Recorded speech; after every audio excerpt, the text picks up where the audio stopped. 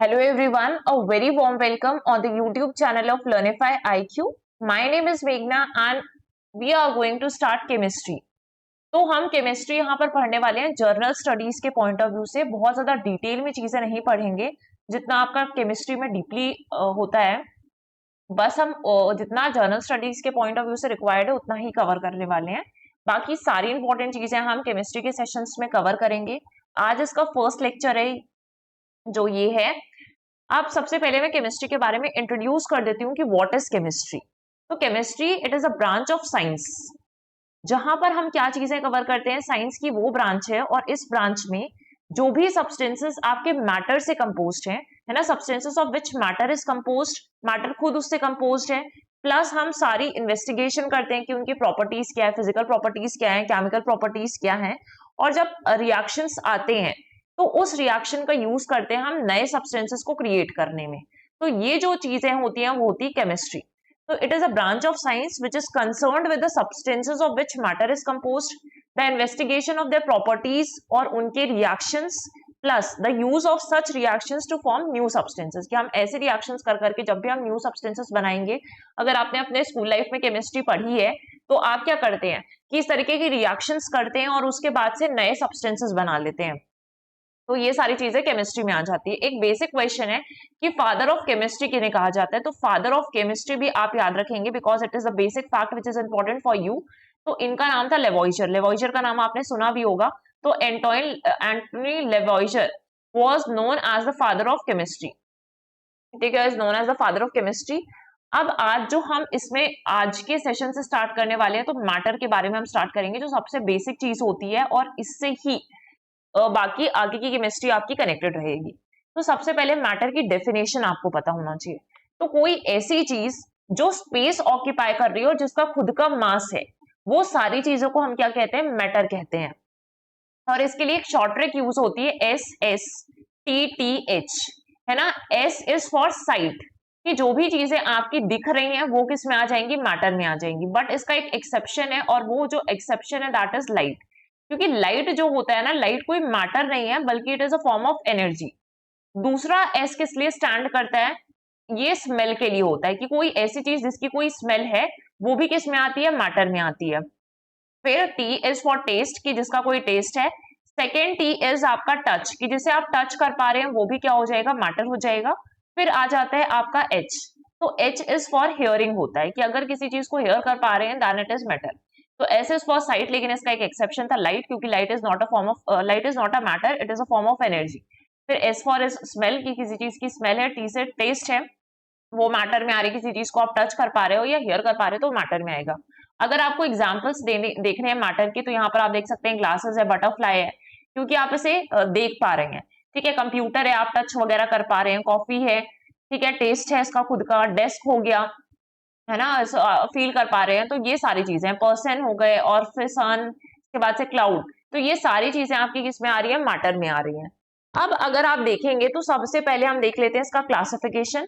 क्योंकि अगर हम एक बार देख लेंगे कि ओवरव्यू लेनी हमें बेसिकली यहाँ से कि हम इस पूरे सेशन में क्या क्या या इनके जितने भी पार्ट्स आएंगे, क्योंकि एक पार्ट में ये नहीं कवर होगा, तो अलग अलग पार्ट्स में हम इसको कवर करने वाले हैं।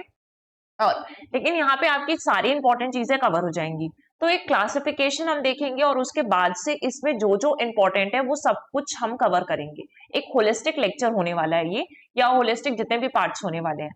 तो यहाँ पर आप देखिए फिजिकल क्लासिफिकेशन होता है, क्योंकि मैटर के कुछ फिजिकल फॉर्म्स होंगे और केमिकल क्लासिफिकेशन होगा इसका।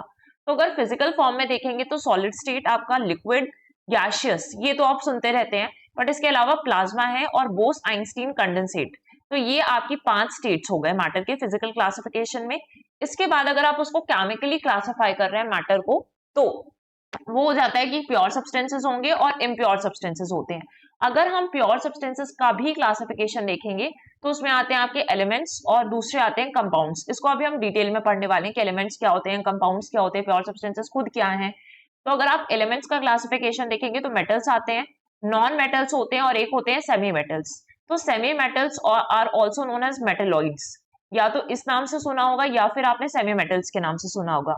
और इसके अलावा एक्स्ट्रा हम चीजें जो कवर करेंगे, हम यहाँ पर मेटल भी कवर कर लेंगे। मेटल, ठीक है, मेटल और उसकी ओर्स कवर करने वाले हैं। तो मेटल एंड इट्स ओर के बारे में पढ़ने वाले हैं, और एलॉयज क्या होते हैं ये भी हम कवर कर लेंगे, इसके अलावा जो भी चीजें हैं एक्स्ट्रा टॉपिक्स ही आपके। इसके बाद अगर आप कंपाउंड्स देखेंगे तो ऑर्गेनिक कंपाउंड्स होते हैं, और उसके बाद आते हैं आपके इनऑर्गेनिक कंपाउंड्स।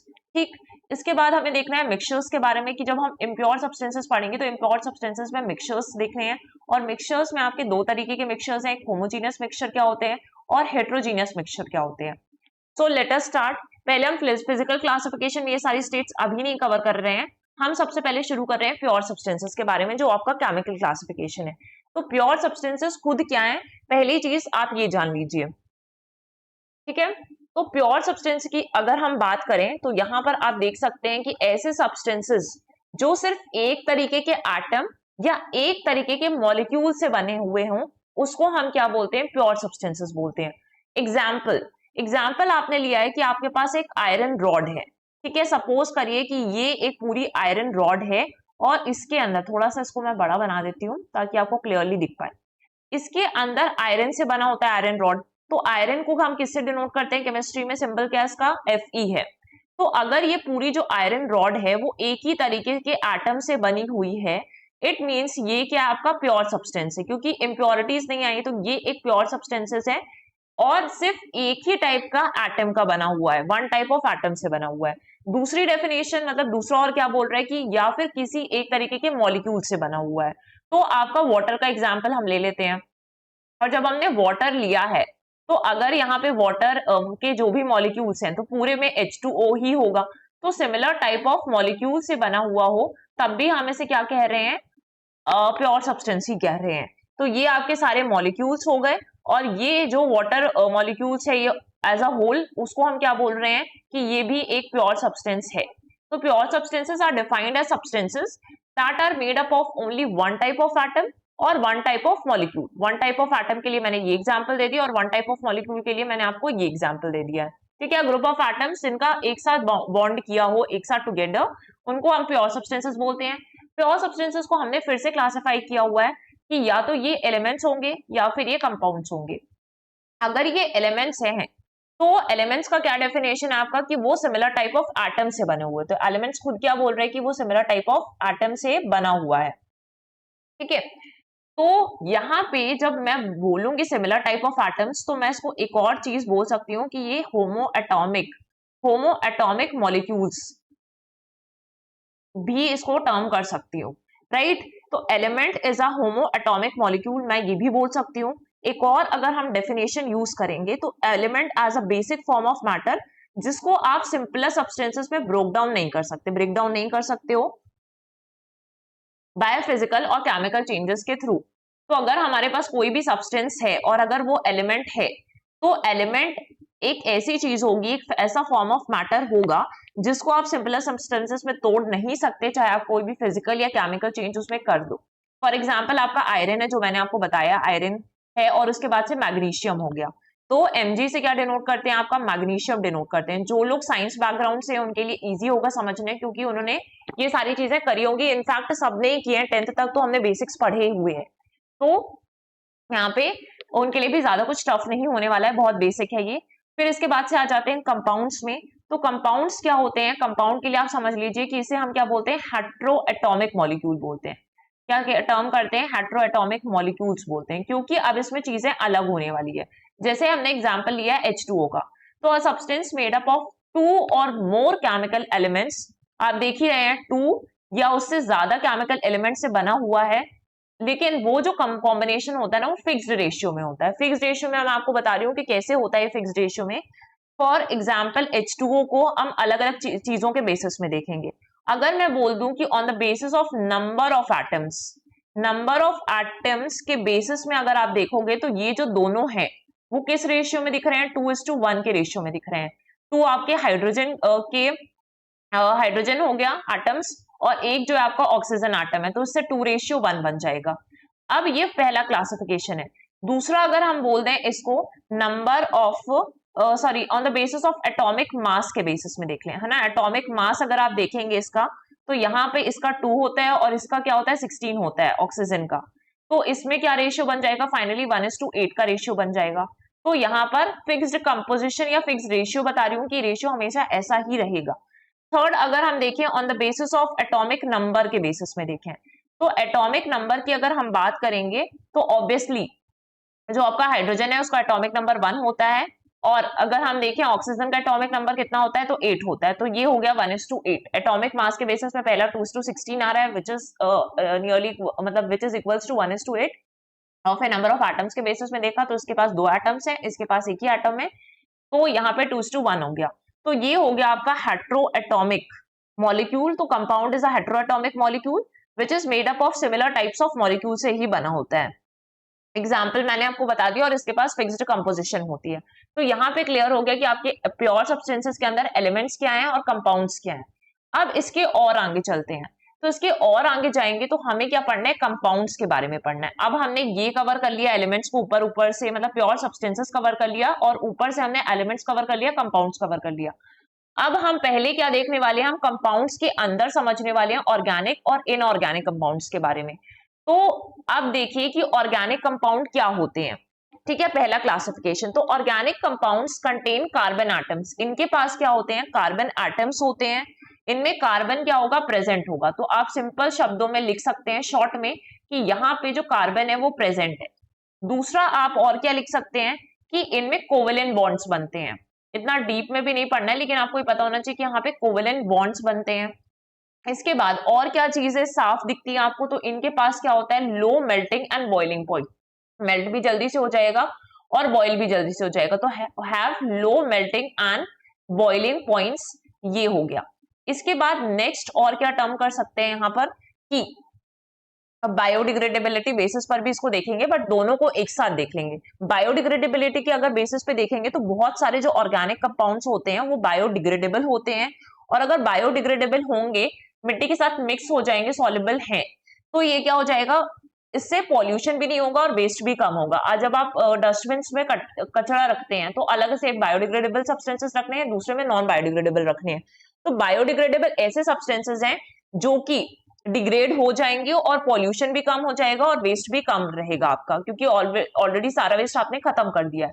तो ऐसे ऑर्गेनिक कंपाउंड्स का एग्जाम्पल क्या है आपके पास, यूरिया एंड सुक्रोज। ये किसके एग्जाम्पल है, आपके ऑर्गेनिक कंपाउंड्स के। अगर आप यूरिया का फॉर्मूला देखेंगे ना, तो इसका जो फॉर्मूला होता है दैट इज NH2CONH2 होता है। तो यहाँ पर आपको क्या दिखाई दे रहा है, कार्बन दिखाई दे रहा है, तो यहाँ पे कार्बन प्रेजेंट है, हमने पहली चीज पढ़ ली। इसके बाद आ जाइए इनऑर्गेनिक कंपाउंड्स की डेफिनेशन में। तो इनऑर्गेनिक कंपाउंड्स में क्या होगा, जो कार्बन है आपका वो एब्सेंट रहेगा। ठीक है, कार्बन एब्सेंट रहेगा, लेकिन ऐसा कुछ में ही होता है, कुछ ऐसे भी इनऑर्गेनिक कंपाउंड्स है जहां पर कार्बन प्रेजेंट होता है। तो most inorganic compounds do not contain carbon atoms. ये ऊपर ऊपर से क्लासिफिकेशन है, लेकिन स्टिल ऐसी चीजें हैं जहां पर कार्बन रहता है। उसके भी एग्जाम्पल दूंगी कि एक्सेप्शंस क्या क्या होते हैं इसमें। पहले तो आप देख लीजिए कि एग्जाम्पल क्या है। तो अमोनिया होता है, जो अमोनिया गैस है आपकी, NH3 होता है इसका सिंबॉलिक फॉर्मूला। फिर यहाँ पर आप देखेंगे हाइड्रोक्लोरिक एसिड है आपका HCl, H2SO4 जो कि आपका सल्फ्यूरिक एसिड है। तो ये सारे किसके एग्जाम्पल हैं, आपके इनऑर्गेनिक के एग्जाम्पल है। इसके अलावा जो NaCl है आपका, सोडियम क्लोराइड विच इज आपका सॉल्ट, जो आप बेसिक सॉल्ट यूज करते हैं, सोडियम क्लोराइड, तो ये हो गया आपका। इसके बाद और एग्जाम्पल ले लें तो H2O है ना, यहाँ पर भी कार्बन एब्सेंट है तो इनऑर्गेनिक हो गया। अगर हम कुछ एक्सेप्शन देख लें जहां पर कार्बन एब्सेंट होना चाहिए बट कार्बन प्रेजेंट हो गया, लेकिन फिर भी वो इनऑर्गेनिक में ही आता है, तो ऐसी चीजों में आपको याद रखना है कार्बन मोनोऑक्साइड है, कार्बन डाइऑक्साइड हो गया, कार्बन है but still they are inorganic. इसके बाद से कार्बन कार्बोनेट हो गया आपका, और हो गया आपका बाइकार्बोनेट H2CO3 हो गया। ठीक है, इसके बाद से कैल्शियम कार्बोनेट भी होता है। तो ये सारे एक्सेप्शंस हैं आपके जो कि कार्बन है इनमें। ठीक है, but still they are inorganic. अब ये चीज तो क्लास आपको क्लियर हो गई कि क्या क्या है। इसके बाद से हम पढ़ने वाले एलिमेंट्स के बारे में। तो एलिमेंट्स अगर आप देखेंगे तो हम यहां जा रहे हैं, एलिमेंट्स में हमें मेटल्स आपके पढ़ना है, मेटल्स और नॉन मेटल्स के बारे में। तो इस वाले क्लासिफिकेशन, क्योंकि ये हमने कंप्लीट कर लिया है ये वाला पार्ट, अब हम इसमें जा रहे हैं, और मेटल्स और नॉन मेटल्स के बारे में हम पहले समझ लेंगे, फिर हम बाद में मेटलॉइड्स पढ़ेंगे। ठीक है, तो अगर आप मेटल के बारे में देखेंगे तो मेटल एक ऐसे एलिमेंट्स होते हैं जो केमिकली रिएक्ट करते हैं, लेकिन अपने आउटर इलेक्ट्रॉन्स को लूज कर देते हैं, जहां पर वो डोनेट करते हैं इलेक्ट्रॉन्स को, और इसमें पॉजिटिव चार्ज आता है। अगर आप किसी को दे रहे हो, आप किसी को कुछ डोनेट कर रहे हो, तो आप एक अच्छा काम कर रहे हो, और डोनेशन एक अच्छा काम है, इसलिए आप पे क्या लगेगा, पॉजिटिव चार्ज लगेगा। लेकिन ऑन द अदर साइड जो आपसे डोनेशन एक्सेप्ट कर रहा है उसके पास कुछ ना कुछ कमी होगी, और अगर कमी है तो वो उसका नेगेटिव साइड है, और इसलिए वो क्या होता है, इलेक्ट्रॉन एक्सेप्टर होता है। तो इजी शब्दों में आपको ये याद रखना है कि इसको हम डोनेट करते हैं, इलेक्ट्रॉन डोनर बोलते हैं इसको, और इसे क्या बोलते हैं, हम इलेक्ट्रॉन एक्सेप्टर टर्म करते हैं। तो ये वाला हो गया आपका इलेक्ट्रॉन डोनर, और दिस इज इलेक्ट्रॉन एक्सेप्टर। अब इसमें एग्जाम्पल है, सबसे कॉमन एग्जाम्पल होता है सोडियम। कैसे ये इलेक्ट्रॉन डोनर होता है वो भी मैं आपको एक्सप्लेन कर देती हूँ, कि आपने शेल्स बनाए होंगे। सबसे पहले सोडियम का एटॉमिक नंबर पता होना चाहिए। तो सोडियम का एटॉमिक नंबर इसको ऐसे लिखते हैं, और एटॉमिक नंबर हम यहाँ पे लिख रहे हैं, ठीक है, 11 होता है आपके पेरियोडिक टेबल में। अब यहाँ पर ई अगर आपने लिख दिया है कि इलेक्ट्रॉन्स के बेसिस में आप इसको क्लासिफाई करेंगे, तो इस तरीके से कुछ शेल बनती है। 1s2 बनता है, 2s2 बनता है, फिर 2p6 हो गया, और यहाँ पे आ जाता है आपका 3s1। तो ये हो गया आपका 4 और 6 और 4 10 और 1 11 हो गया। ये इस तरीके से आपको रखना होता है। अब सबसे अंदर होता है आपका न्यूक्लियस, उसके बाहर आ जाता है आपका 1s बनाना है, ठीक है। जो s वाला है तो 1s पहली शेल हो गया आपका ऑर्बिटल। यहां पर आप देखेंगे कि आपने रख दिया है 2 इलेक्ट्रॉन्स, तो ये हो गया आपका 1s2 वाला। इसके बाहर जाते हैं आप न्यूक्लियस के पहली शेल में, तो आपने रख दिया। इसके बाहर अगर आप जाओगे तो आपको कितने रखने हैं, 2 सेकेंड वाले में आप, तो 2 भी यहां पर आएंगे और 6 भी यहां पर आएंगे, टोटल 8 हो जाएंगे। तो यहां पे रख दीजिए 1 2 3 4 5 6 7 एंड 8। यहां पर आपके हो गए 8 इलेक्ट्रॉन्स। इसके बाहर जाना है जहां पर आपको रखना है 3s में, तो 3s में कितना है, सिर्फ एक ही इलेक्ट्रॉन है, तो यहां पर आपने रख दिया 1 इलेक्ट्रॉन। लेकिन अब ये जो 1 इलेक्ट्रॉन था ये खाली का क्या करेगा, क्योंकि अगर इसको अपना पूरा कंप्लीशन करना है, तो कंप्लीशन करने के लिए एक शेल में 8 रखते हैं, तो 8 इलेक्ट्रॉन्स मतलब 7 की और जरूरत पड़ेगी। तो इससे अच्छा है ये जो 1 है वो किसी और को दे दे, किसी और के काम आ जाएगा।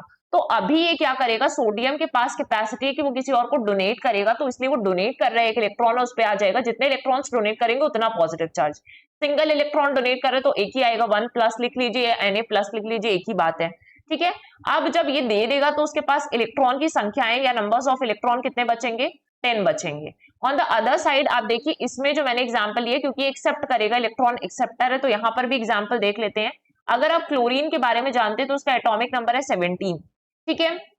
तो 17 में यहां पर देख रहे हैं कि ये 17 इलेक्ट्रॉन्स हैं इसके पास। अब इसको भी अरेंज करते हैं, तो कैसा बनेगा, इसके पास 1s2 2s2 2p में 6 रहेंगे, फिर बन जाएगा 3s2, और उसके आगे आ जाएगा 3p में 5 बचेंगे, क्योंकि ये 6 4 10 हो गए।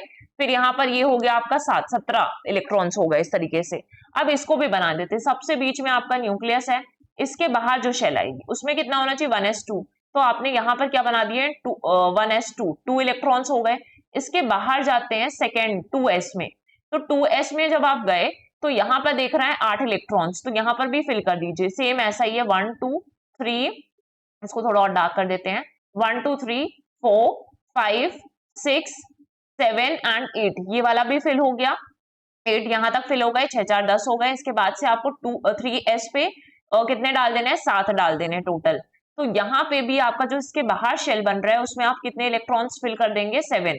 तो 1 2 3 4 5 6 एंड 7 हो गया, ये हो गए। अब यहाँ पे जो एक वेकेंट पोजीशन है वो किसी से एक्सेप्ट कर लेगा, और वो सोडियम के साथ बॉन्ड बनाता है। अभी हमने आपको बताया कि यहाँ पर NaCl हो रहा है, ये दोनों साथ में कैसे आ रहे हैं, क्योंकि ये डोनेट कर दे रहा है और क्लोरीन एक्सेप्ट कर ले रहा है।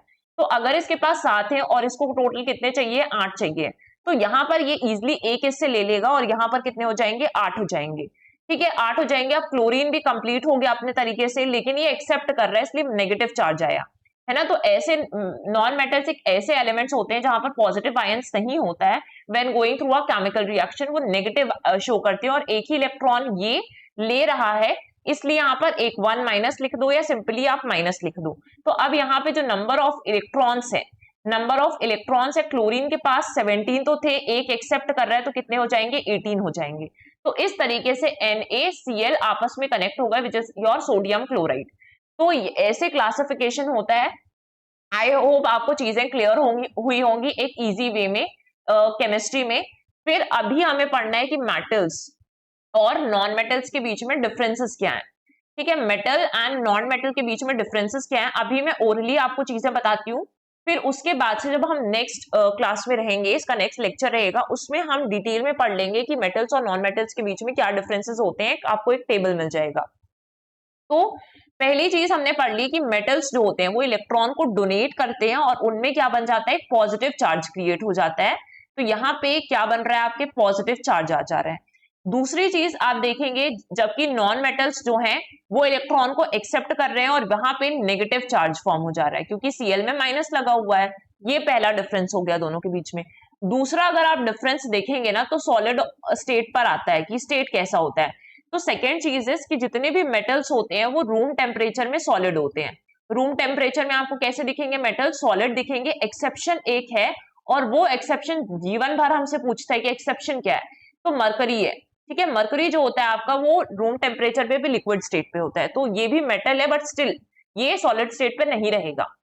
लेकिन आपके जो नॉन मेटल्स होते हैं वो आपके तीनों स्टेट पर एग्जिस्ट करते हैं।